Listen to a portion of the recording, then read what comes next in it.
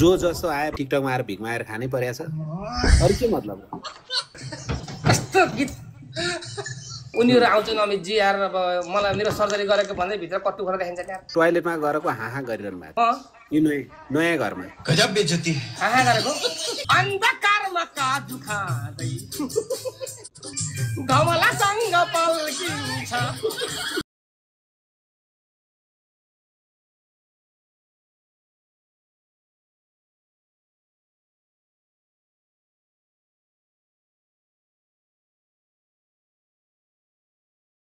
तर बोले अनि केपी शर्मा जस्तो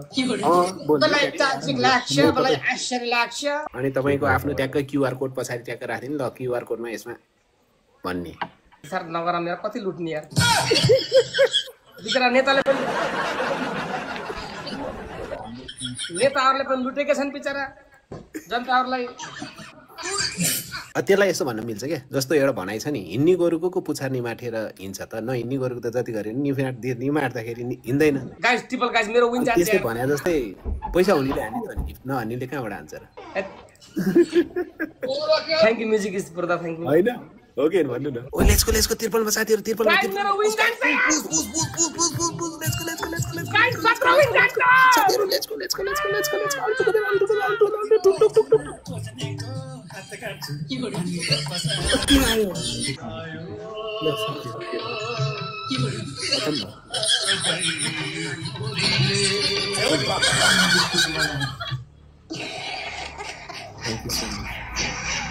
मेरो विन गयो बाबा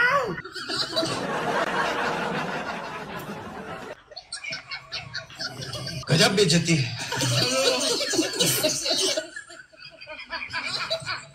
खत्म बाकी छ अझै टाइम बाकी छ गुड बाय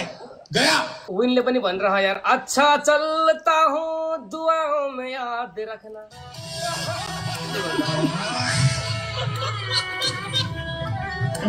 गाइजर मेरो 17 मिनेट बचा गयो यार गाइजर 4000 हेरेको हेरे 4000 हेरेको हेरे भयो पहनु न मलाई अहिले मेरो कोही पनि नभएर तपाईले हेप्नु भएको म तपाईको अगाडि झ्याइ बाजा बजाएर बिहे गरेपछि अनि थाहा हुन्छ मेरो अगाडि मलाई पोखरा आउँछ अनि त्यसपछि अनि म तपाईको जस्तो त्यो के रे ट्रेनिङ लिन नगइकन भट्टाभट 5 वटा निकाल्छु भन्नु न बच्चामा 5 वटा बच्चाके बिरालोको बच्चा आरे यार भट्टाभट निकाल्ने हो बर्छु नि तपाईलाई जितेर देखाउँछु भन्नु न हामी त एउटा मात्र भयो पुग्यो श्रीमती पछि नआउन उज्जाउन यार के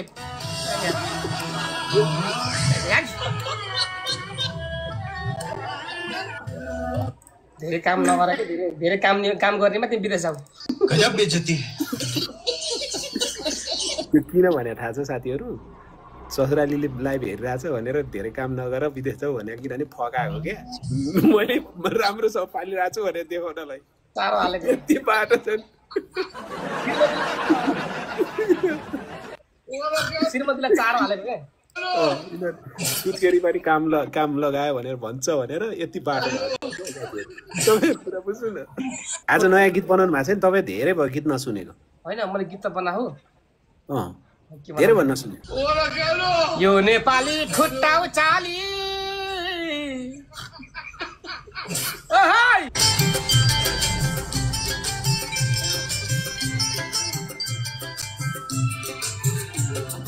यो नेपाली झन्डा उचाली राजा ल्याउन लम्किन्छ तिन कुनेमा ढुङ्गा बोकी पुलिससँग चम्किन्छ नेपाली ढुङ्गा उचाली तिन कुनेमा लम्किन्छ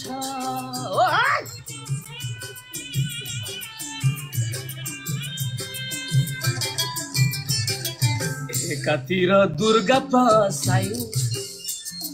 ल्याउँछु भन्छन् फेरि राजा अर्कोतिर टाउका बजाइरहेछन् पुलिसले बाजा अर्कोतिर सिङ्गल हान्छु केपीलाई भन्छन् दुर्गा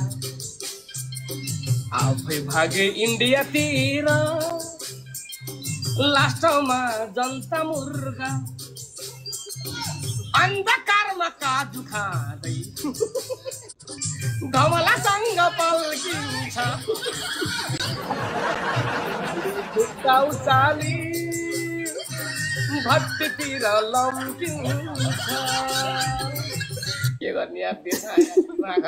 ठिक छ नि हे कतिले मलाई यहाँ तपाईँ केपी शर्मा ओलीले तपाईँलाई पैसा दिएको हो अरे इन्भेस्ट हेर्थेँ तपाईँलाई केपीले तपाईँलाई पैसा दिएको हो जहिले पनि यस्तो राजाको विरुद्धमा म त कसैको विरुद्ध म त राजाको पनि पक्षमा होइन जनताको पक्षमा त विकासको पक्षमा हो किन समाजमा जे छ त्यही भन्यो नि त हो कि नै यथार्थ कुरा गर्ने नि त हामीलाई राजाले के दिन देखाएर नेतालाई के देखाएर यार जो जस्तो आए पनि हामीलाई यो के अरे के भन्छ टिकटकमा आएर भिख मागेर खानै परेको छ अरू के मतलब जो जति भयो कहाँ नगौरला आउँछु न पुडिमा भने जस्तो होइन त ल भन्नु न एउटाले भन्थ्यो अरे क्या तेरो घरमा भैँसी बिहा छ पाडा बिहा कि पाडी बिहा भन्थ्यो अरे हामी भत्तालाई विगति खान पाए पुगिहाल्यो नि पाडा बिहा नि पाडी बिहा नि के मतलब भन्थ्यो अरे त्यस्तो के गर्ने हेर्नु यार म त फेसबुकमा पनि कमेन्ट अफ गरेर बस्छु यार हो र गाली खान्छ यार अस्ति एउटा के गीत बनाएको थियो कि अहिले टिकटकमा लगभग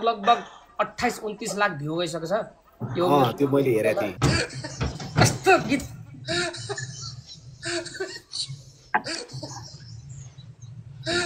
ए आमा जाम भन्यो मलाई भन्ने गीत के गाइदिनुहोस् न गाइदिनुहोस् होइन त म लिरिक्स कहाँ छ म आजकल लिरिक्स लेख्दिनँ मोबाइलमा लेखिलेखा यही मोबाइलदेखि लागि बसिरहेको छु कसरी मिल्छ फेरि मोबाइलमा लेखेको छैन हातमा पहिला जस्तो कपीमा लेख्दिनँ कि ए उसमा नोट गराएरै मैले रेकर्ड गर्छु क्या त चाहिँ गाली खान्छ आजकल अनि तपाईँ लेख्न छोड्नुभयो कपीमा चाहिँ लेख्न छोड्नुभयो लेख्थेँ के अरे यार अब यो पनिसन गेम खेल्दा खेल्दा गीत गाउने भुलेँ म त यार गजब बेइज्जती पनिसमेन्ट गेम पनि अनि अलिअलि राम्रो खेल्नु न कति छाडा एकदमै छाडा हुँदै गइसक्यो त्यो पनिसमेन्ट तपाईँ भनेको राम्रो के दर्शकले यार अब त्यही मन पराउँदैन क्या नि यार छोडिदिनुहोस् त्यो दर्शकलाई तुरातिर छोडिदिनुहोस् आफू सबै भएर चलाउनुहोस् हो यार अस्ति छाडा त मैले त्यति खासै न हाँसेर रियाक्सन गरेर उ गर्ने हो उनीहरू आउँछन् अमितजी यार अब मलाई मेरो सर्जरी गरेको भन्दै भित्र कट्टु गरेर देखाइन्छ यार गजब बेइज्जती सुध्रिनु पर्छ सिमेन्टले पनि यस्तो नगर्नु भन्छ अब के गर्ने यार त्यही भएर दर्शकले पनि भन्नुभयो राम्रो कुरालाई यसो प्रथम गर्नुहोस् गाइज अब त्यो छाडा कुरा उसलाई जोड्ने दुनियाँ त डगिसकी गाइज यार मलाई पनि यार त्यस्तो नदिन्छ यार मेरो आडी पनि रिक्छ गाइज मैले पनि गरिहाल्नुपर्छ साथीहरू यार अस्ति एउटा भिडियोको देखाएको थिएँ टोयलेटमा गएको हाँ गरिरहनु भएको थियो म यो नयाँ घरमा गजब बेइज्जती हाँ गरेको खै के गरे हो टोयलेटमा बसेर पुरा गीत गाएको होला टाउको तल खुट्टामाथि गरेर पनिसन गरेको यार अमितजी यार के गर्ने यार अनि लोटेर दिनमा हात लर्केर पुरा धारा भाँचेर हैरान अनि यो बाटामा पानी हालेर त्यो पछाडि हिपलाई थिचाउने त तपाईँले सिकाएको रे नि त हिपलाई थिचाउने हिपले थिच्ने भने है पछाडिबाट थ्याच्चै बसे हुन्छ नि त्यो तपाईँले सिकाएको तपाईँले ल्याएर त त्यो पनिसमेन्ट होइन मैले पनि अरूले गराएको मैले पनि कतिबाट सिकेको तर अहिले त सबैतिर फेमस भएछ फेरि त्यो के हो तिम्रो नाम बहिनी परिचय पाम मौसमले नि च्यालेन्ज गरो रम्मल घारी जाम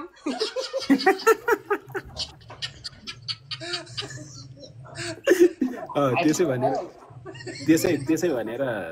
बाबु वेलकम है त्यसै भनेर उहाँ के अरे त्यो जुन एउटाले गीत गाउँथ्यो नि अस्ति नै आलु हरायो भन्ने आजकल चुप्प लागेछ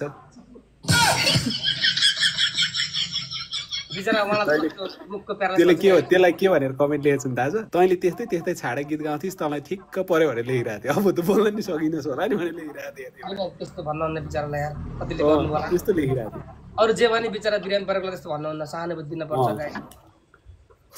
मान्छेहरूले त्यसरी लेखिरहेको थियो म त दङ्ग परेर हेरिरहेको थिएँ मैले हेरिरहेको हुन्छु यस्तो फेरि उहाँले फेरि ठ्याक्कै त्यस्तै कमेन्टमा फेरि रिप्लाई गर्नु रहेछ आलु सरले बिचरालाई के समस्या आयो मान्छेको जीवनमा बिरामी कति बेला हुन्छ भने थाहै छैन हो कि नै आज तपाईँ यहाँ आउनुहुन्छ भोलि काम नहुनु पनि सक्छ म यहाँ छु भोलि नहुनु पनि सक्छ बिरामी कुरा कति थाहै हुन तर यस्तो बेलामा त्यस्तो नराम्रो कमेन्ट गर्नु त नेपाली पनि खै के हो यार गाइज मेरो 17 दिन त गयो तगन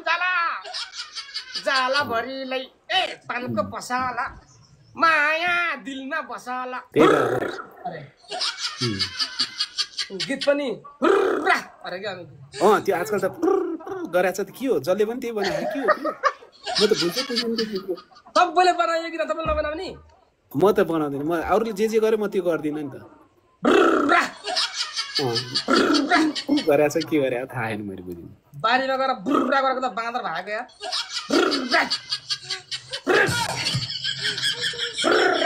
यो त त्यो खेतको आलीमा त्यो ढुकुरले भटास खान लाग्दाखेरि उडा जस्तोको छ त त्यो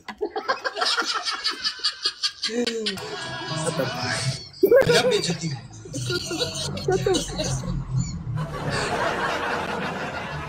गफै ल हुन्छ हामी जाउँ ल है आजलाई ल हुन्छ हस् थ्याङ्क यू सो मच ल